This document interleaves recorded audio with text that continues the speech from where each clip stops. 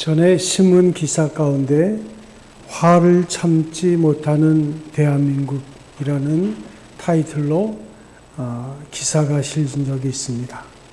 화를 참지 못하는 대한민국. 경남 양상의 A씨는 나이가 40인데 15층 아파트에서 밧줄에 의지해서 도색 작업을 하던 작업자의 밧줄을 공업용 커터칼로 끊었습니다.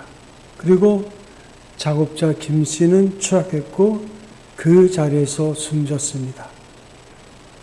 그가 그렇게 한 이유는 그 도색 작업을 하는 그가 핸드폰으로 음악을 듣는 것이 자기가 하는 일에 집중이 안 돼서 결국은 그 일을 한 것입니다. 또한 충북 충주의 B씨, 나이가 55인데 자신의 원룸을 방문한 수리기사에게 흉기를 휘둘러서 살해한 사건도 있었습니다. 인터넷 속도가 느리다는 이유입니다. 이 두 사건 모두를 보면 순간적인 화를 참지 못하고 욱하면서 벌어진 일입니다. 화를 참지 못해서 상대를 가리지 않고 흉기를 휘두르거나 무차별적으로 폭행하는 소위 말하는 분노 범죄, 묻지마 범죄가 갈수록 점점 늘고 있어요. 경찰청 발표에 의하면 상해나 폭행, 폭력 범죄가 약 37만 건 중에 우발적이거나 현실 불만이 있는 경우가 41%에 달한다 그랬습니다. 그러니까 살인이나 살인 미수도 40% 이상이 우발적으로 발생했다는 거예요. 그래서 분노 조절 장애를 호소하는 환자들의 비율도 매해 꾸준히 증가하고 있다고 합니다. 보건복지부에 따르면 감정 조절에 어려움을 겪고 병원을 찾는 사람들이 한 해 평균 10,000명 이상이라고 합니다. 충동 조절 장애로 진료받는 인원은 계속해서 늘어나고 있다고 그래요. 그렇다면 왜 점점 더 많은 사람들이 자신의 감정을 조절하기 힘들어하는 것일까? 전문가들의 말에 의하면 치열한 경쟁 속에서 내몰린 개인들이 평소 쌓인 불만이나 스트레스를 적절하게 해소하지 못하기 때문이라고 설명합니다. 또한 불안정한 삶 속에서 받은 그 스트레스를 풀지 못해서 이를 극단적으로 폭력적인 방식으로 표출하는 것이야. 그래서 사소한 일에도 불이익을 당한다고 스스로 느낀다고 합니다. 실제로 최근에 일어난 두 사건의 피의자 역시 일정한 직업 없이 불안정한 삶을 살거나 홀로 지내고 있었는데 집에 방문한 인터넷 기사를 살해한 B씨는 해당 업체가 자신에게 일부러 인터넷 속도를 느리게 제공한다고 생각해서 평소에 불만을 품고 있었다고 이야기합니다. 그래서 불만과 스트레스를 개인의 문제로 넘겨버릴 것이 아니라 합리적으로 풀어낼 수 있도록 돕고 분노 범죄를 예방할 수 있는 사회 안정망을 갖추는 것이 심각하게 고민할 때가 됐다. 그렇게 이야기를 합니다. 과거 분노의 범죄는 개인의 문제로만 치부했지만 그러나 이제 사회적 차원의 노력이 필요하다는 목소리가 점점점 높아지고 있습니다. 여러분들은 인생에 받는 스트레스를 어떻게 해결하고 계십니까? 우리가 창조주 하나님으로부터 받은 소중한 선물이 있는데 그 선물 중에서 가장 귀한 것은 무엇일까요? 하나님이 인간을 처음 지으실 때 하나님의 형상대로 지었다는 거예요. 인간에겐 특별히 주어진 몇 가지 은사, 카리스마, 선물이 있는데 그 하나가 거룩한 속성입니다. 비록 우리는 땅에서 살고 있지만 하나님을 생각합니다. 베드로는 우리의 성품을 신의 성품이라 그랬어요. 본래 하나님은 우리에게 신의 성품을 주었다 그랬어요. 속되게 사는 것 같아도 마음 깊은 곳에는 거룩함을 향한 성향이 있는 거예요. 그래서 성숙한 믿음의 성도들, 성령 충만한 성도들의 삶의 특징 가운데는 성령의 아름다운 인격적인 열매가 있는데 그 열매를 우리는 잘 압니다. 하나님과의 관계 속에서는 사랑과 희락과 화평이요. 사람과의 관계 속에서는 인내와 자비와 양선이요. 그리고 우리 자신과의 관계 속에서는 온유와 충성과 절제, 그 성품을 하나님께서 우리에게 주셨어요. 그래서 모든 피조물 중에서 가장 귀한 속성을 선물로 우리가 받았습니다.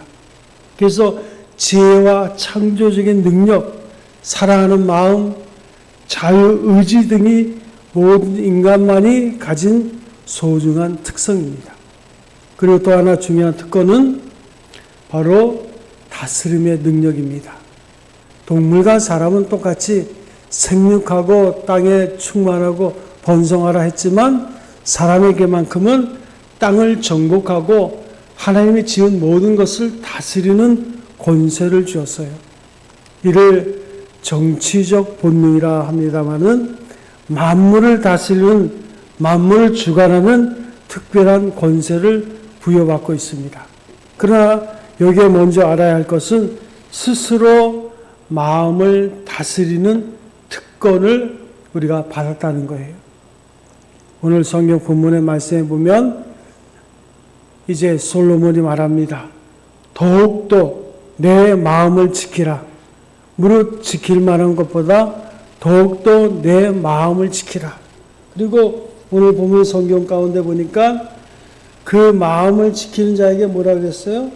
22절에 보니까 그것을 얻는 자에게는 생명이 되고 그의 온 육체에 건강이 될 것이다. 이렇게 말씀하고 있습니다. 우리는 때로 돈을 지킵니다. 또는 건강을 지킵니다. 아주 명예를 소중히 여깁니다. 누가 내 기분을 해칠까봐 상당히 신경을 쓰기도 합니다. 그러나 마음을 지키지 못해서 들어오지 말아야 될 것을 우리 마음에 두는 자가 있어요. 그래서 우리의 모든 인격이 깨지고 많은 경우가 얼마나 많이 있습니까? 외부의 도적은 막았지만 마음속에 들어오는 원수, 그 사단은 막지 못하는 거예요. 잠언 16장 30절에 보니까 노하기를 더디한 자는 용사보다 낫고 자기의 마음을 다스리는 자는 성을 빼앗는 자보다 나으니라.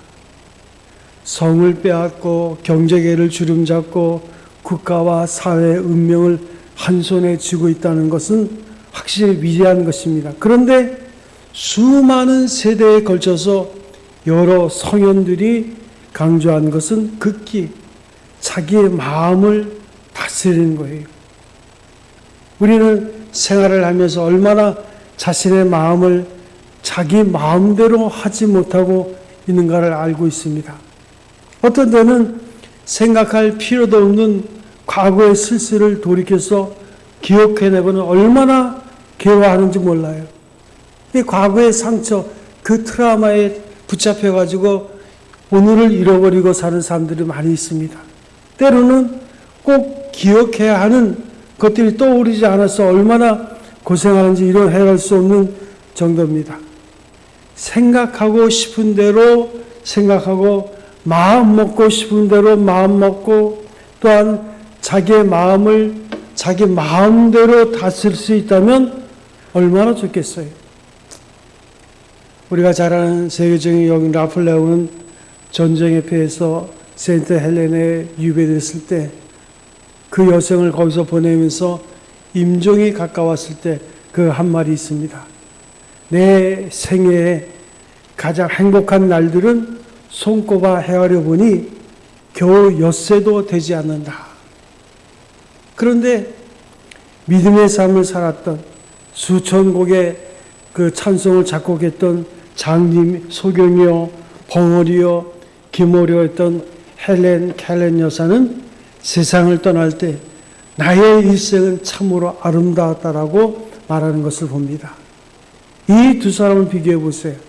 한 사람은 돈과 권력과 명성과 지혜와 뛰어난 경륜을 가지고 있던 세기 영웅이었습니다.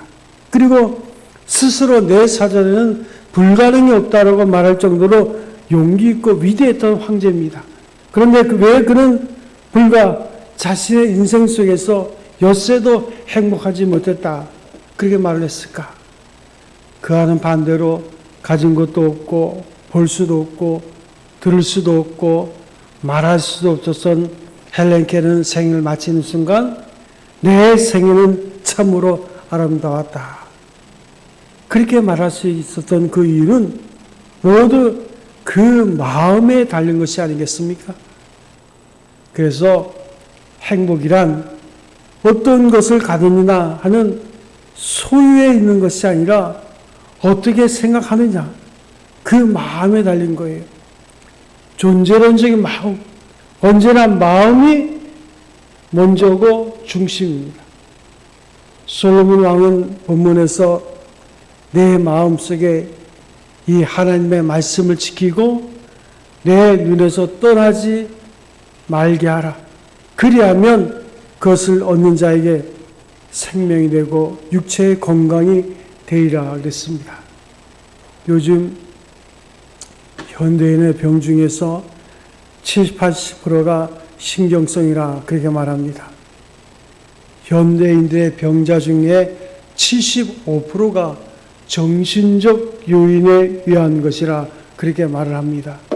20세기에 들어와서는 이제 교육이 발달하고 정신분석학이니 심리학이니 이런 것들이 발달한 까닭에 아닌가 생각합니다. 또한 현대인이 저지르는 각종 범죄 사건의 요인 역시 정신적 요인에 기여한 것이 많다고 합니다. 교통사고 같은 경우 운전기사의 사고 요인 중 아침에 부부싸움을 하고 나온 것이 90%라 그래요. 교통사고의 40%는 음주에 있다고 합니다. 결국은 모든 것이 정신 상태가 문제예요. 정신이 맑고 깨끗할 때 우리 육체도 당연히 건강하고 쾌적한 것입니다. 모든 것이 마음 먹기에 달린 것이고 마음이 기울어지는 것으로 육체는 따라가는 거예요.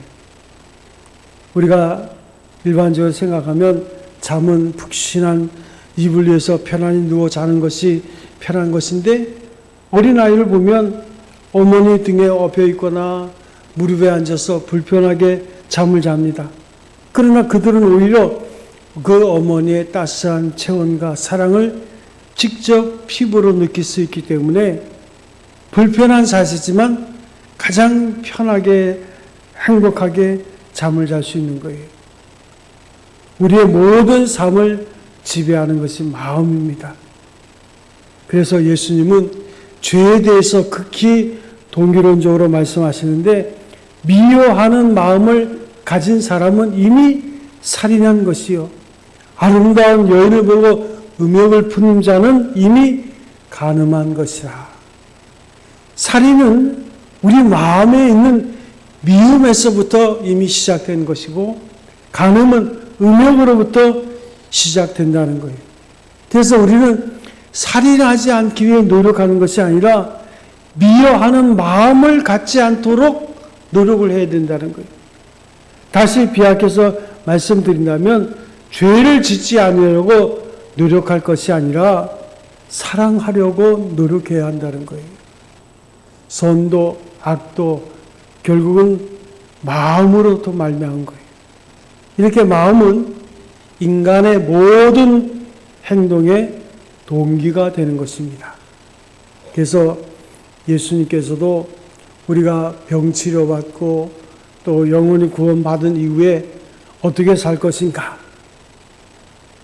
우리가 성경에 보면 이스라엘 백성들이 애굽에서 나온 다음에 너희가 이렇게 살아 하고 십계명을 주었지만 예수님은 구원받은 이후에 우리의 삶의 십계명의 완성은 내 마음을 지키는 거다. 그래서 마태복음 5장에 팔복이 있는 거예요. 마음이 가난한 자는 복이 있나니 천국이 저희 것이며, 우리의 마음이 항상 하나님 앞에서 겸손하게 주님 내가 부족합니다 라는 마음을 가지고 하나님의 마음을 얻기를 원하는 자는 복이 있나니 천국이 저희 것이며 부터 시작해가지고 마음이 화평한 자 하나님의 자녀라 일컬음을 받을 것이요, 마음이 깨끗한 자는 하나님을 볼 것입니다. 팔복입니다. 그래서 우리는 인간의 모든 행동의 동기, 그것은 마음. 그래서 우리는 행위 이전에 마음을 지켜 그 마음에 죄된 생각을 품지 않도록 심서야 되는 거예요. 우리는 진정 마음을 굳게 지켜야 됩니다. 우리가 잘 아는 종교개혁가 마틴 루터는 이런 말을 했습니다. 머리 위로 지나가는 새는 우리가 막을 수 없지만 머리 위에 둥지를 트는 새는 우리가 막아야 된다. 슬쩍 우리의 머리를 스쳐 지나가는 생각을 우리가 막을 수는 없어요. 그렇지만 우리의 머리를 계속 맴돌며 어지럽히는 생각은 막아야 된다는 거예요. 성경 에베소서 4장 26절 27절에는 우리가 잘 아는 말씀, 분을 내어도 죄를 짓지 말며 해가 지도록 분을 품지 말고 마귀로 틈을 타지 못하게 하라. 이스라엘은 해가 지면 벌써 다음날 저녁까지를 하루를 칩니다. 그러므로 해가 지도록 이 표현은 화를 다음날까지 끌고 가지 말라는 거예요. 만일 화를 계속 며칠 동안 품지 않으면, 그 화를 풀지 않으면 마귀가 틈탈까 두렵다는 거예요.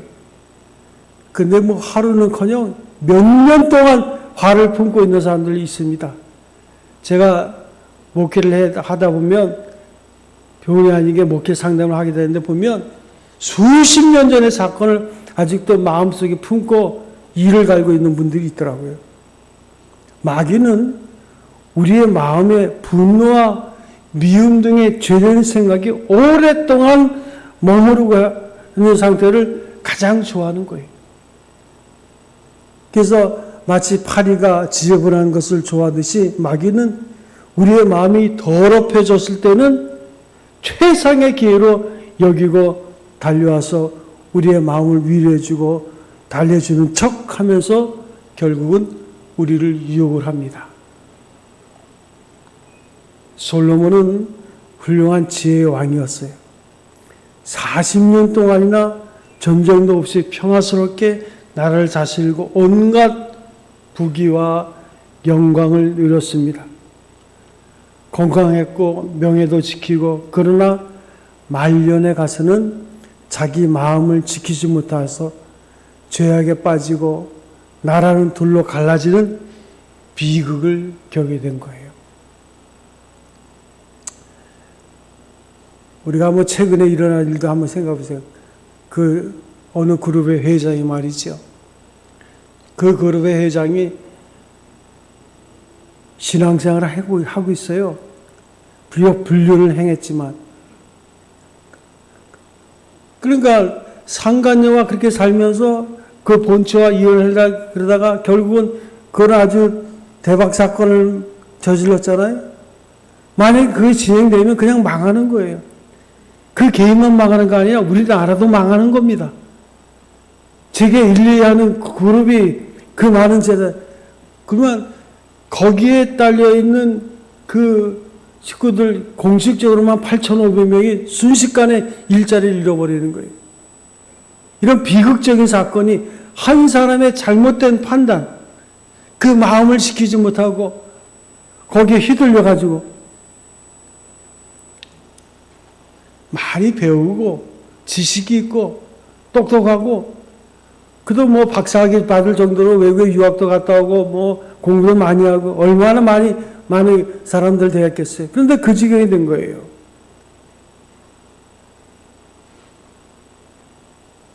오늘 성경은 우리에게 말씀하고 있습니다.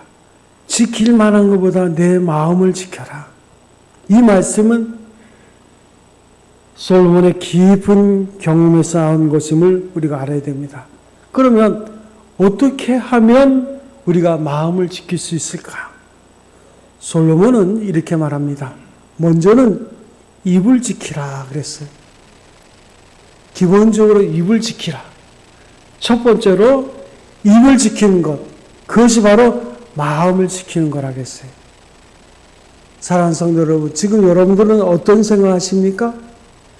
그러나 말을 하지 마세요. 아무리 내 마음에 사랑하는 마음이 가득 차 있을지라도 말을 하지 않는다면 상대방이 알 수 없는 것 같이 미워하는 마음이 가득 차 있을지라도 말을 하지 않는다면 미움은 거기서 머무는 거예요. 그런데 만일 말을 하면 미움은 자신도 감당하지 못할 정도로 점점점 굳어지는 거예요. 그러면서 하는 말이 뭐예요? 아이고 시원하다. 시원하다. 그때부터 그 사람은 죽는 거예요. 그 미움 때문에 죽는 거예요. 에베소 4장 29절을 보세요. 더러운 말은 너희 입 밖에도 내지 말라 그랬어요. 물론 마음이 더러워서 입이 더러워지는 것입니다. 그러나 입을 다물고 더러운 말을 하지 않으면 그 더러운 마음은 결국은 사라진다는 거예요. 우리는 의식적으로라도 좋은 말을 하도록 하는 거예요. 얼마나 좋은 말들이 많아요. 좋은 말들을 얼마나 선택할 수 있는 기회가 많아요. 그런데 구태여 꼭 그 말을 해야 돼요? 그 말을 하고는 아이고 시원하다고. 뭐가 시원해요? 그 다음부터는 그 말에 걸려가지고 계속 끌려다니는 거예요. 마음의 괴로움이 있을 때 그 괴로움을 말하지 말고 행복되고 즐거운 마음을 하도록 노력해 보세요. 전 그 말을 하고 싶어요? 그러면 해요. 누구한테 해요? 하나님 앞에 하세요. 하나님 앞에 은밀히 기도할 때 하나님 앞에 기도하세요. 기도할 때 그 말을 하세요. 그 지혜를 가진 사람이 다윗입니다. 그래서 다윗의 기도를 보면요. 하나님 내가 저 사람 미워요. 저 사람 혀를 뽑아주세요. 하나님 내가 저 사람 나를 원수처럼 여겨 저 사람 토막내주세요. 야 이거 뭐 기도가 말이죠. 살벌해요. 그런데 다윗은 그 기도를 하나님께만 하는 거예요. 사람에게 하는 것이 아니에요. 되도록이면 사랑한다는 말을 해보세요. 더 나가서 그 사랑을 베풀어 보세요. 그 괴로움으로 상한 마음을 사랑으로 지킬 수 있을 것입니다. 그래서 예수님께서도 많은 사람 앞에서 나를 안오라 하면 나도 하나님 앞에서 너를 안오라. 말의 심판이 있습니다. 마지막 날 하나님 앞에 우리 인생을 결산할 때 우리가 무슨 말을 했는가 그 말이 다 하나님 앞에 결산이 될 거예요. 그래서 입으로 증거하는 것이 참 중요한 거예요. 두 번째는 눈을 지켜야 됩니다. 볼 수 있다고 아무 곳이나 함부로 보지 마세요. 얼핏 눈에 보이더라도 빨리 고개를 돌려보지 말아야 될 것은 보지 않는 것이 중요해요. 되도록이면 추한 것, 더러운 것은 보지 않도록 해야 됩니다. 심지어는 도덕적으로 악한 행동도 보지 않아야 돼요. 왜냐하면 눈은 마음의 창문이기 때문에 우리가 눈으로 본 것은 마음으로 흘러 들어오는 거예요. 그래서 우리의 마음을 어지럽히고 또 생활을 어지럽히기가 쉽기 때문에 악인이 잘 되는 것을 보며 부러워하지 마세요. 곤모술수와 죄악을 자꾸 보게 되면 나도 모르게 거기에 빠지게 돼요. 오늘 성경 말씀은 내 눈을 바로 보고 내 눈꺼풀은 내 앞을 곧게 살펴 똑바로 앞만 보라 그랬습니다. 또한 세 번째는 행동입니다. 오늘 성경 말씀에 보면 마음을 지키기 위해서는 바른 행동을 해야 되는데 발에 행할 척경을 평탄하게 하라 그랬어요. 좌우로 치우치지 말고 지탱하라는 거예요. 마치 우리가 차를 몰고 갈 때 반드시 차도에 그어져 있는 선대로 곧게 나가야 하듯이 어느 곳에든지 치우치지 말고 내 발을 지켜 악에서 떠나게 하라는 거예요. 우리는 죄를 지을 수 있습니다. 그러나 자꾸 죄를 짓게 되면 내 신앙적인 체질이 악의 타성에 젖어버리고 마는 거예요. 한 번 죄를 지은 사람은 또다시 죄를 지을 가능성이 많고 또한 그 죄에 대해서 둔감해집니다. 이것이 두려운 문제예요. 그러므로 우리는 좌우로 치지 말고 발의 첩경을 곧게 해야 된다. 우리가 머리를 단정히 빗고 몸가짐과 눈을 똑바로 하면 우리의 마음 제세가 바르게 되시 발을 바르게 지탱할 때 그 마음은 곧아집니다. 그렇지 않을 때 우리의 마음이 흐트러지고 신앙적인 인격이 무너지고 마는 거예요. 고린도전서 3장 16절을 우리가 잘 알죠. 너희가 누구냐? 하나님의 성전인 것과 하나님의 성령이 너희 안에 거하시는 것을 알지 못하느냐? 우리의 인격은 마음의 성전이라 했습니다. 우리의 인격은 하나님의 성전이고 여기에는 하나님이 계신 거예요. 그러므로 항상 하나님의 말씀을 묵상하고 그 말씀으로 항상 우리를 지배하게 해야 돼요. 하나님의 말씀이 우리의 영혼의 양식이 밥이 돼야 돼요. 그렇게 될 때야 비로소 우리는 자유함을 얻을 것이고 아무도 우리를 구속하지 못합니다. 성령으로 나를 지배하게 되고 말씀으로 나를 지배하게 되는 거예요. 이것만이 참된 자유, 행복의 길인 거예요.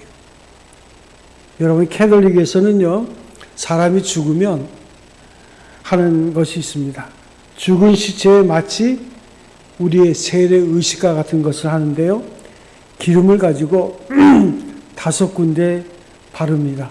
어디 바르냐? 눈, 코, 입, 귀, 손, 발에다가 기름을 바르는데 이 예식을 종유 예식이라 하는데 천주교의 칠성례라 합니다. 중 하나인데 5군데 기름을 바르는 이유는 죄가 이것을 통해서 들어오기 때문이라는 거예요. 우리 인간은 죄를 짓고 귀와 코와 입과 손발로 잘못을 범했다는 거예요. 그래서 이것에 기름을 붓고 거룩하게 씻는 그런 예식을 거행한다는 거예요. 상당히 일리가 있는 말입니다. 우리 인간은 이 5으로 죄를 범해요. 그러므로 우리는 이 눈과 입과 발을 삼가야 돼요. 오늘 솔로몬 말합니다. 내 아들아, 내 말에 주의하고 나의 이른 것에 내 귀를 기울이라. 그것을 내 눈에서 떠나게 말며 내 마음속에 지키라.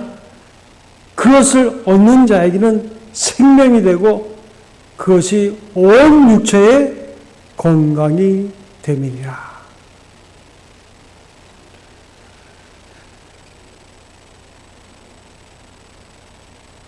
빌립보서는 사도 바울이 인생의 마지막 삶을 기록하고 있는데 사도 바울이 기록한 서신 가운데 기뻐하라는 말이 가장 많이 나오는 것이 빌립보서입니다.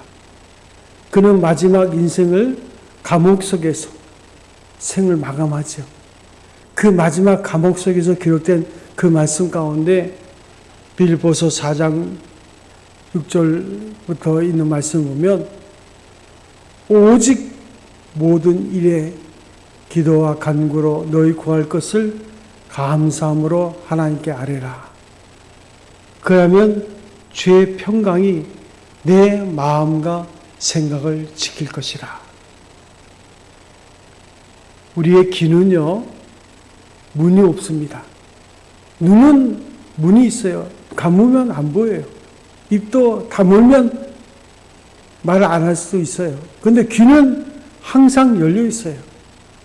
우리가 잘 아는 대로 제가 중환자실을 드나들면서 항상 생각하는 게 그래요. 왜 하나님께서 마지막으로 열어놓은 것이 뭐냐면 귀입니다. 귀는 내 의지와 상관없이 열려 있어요.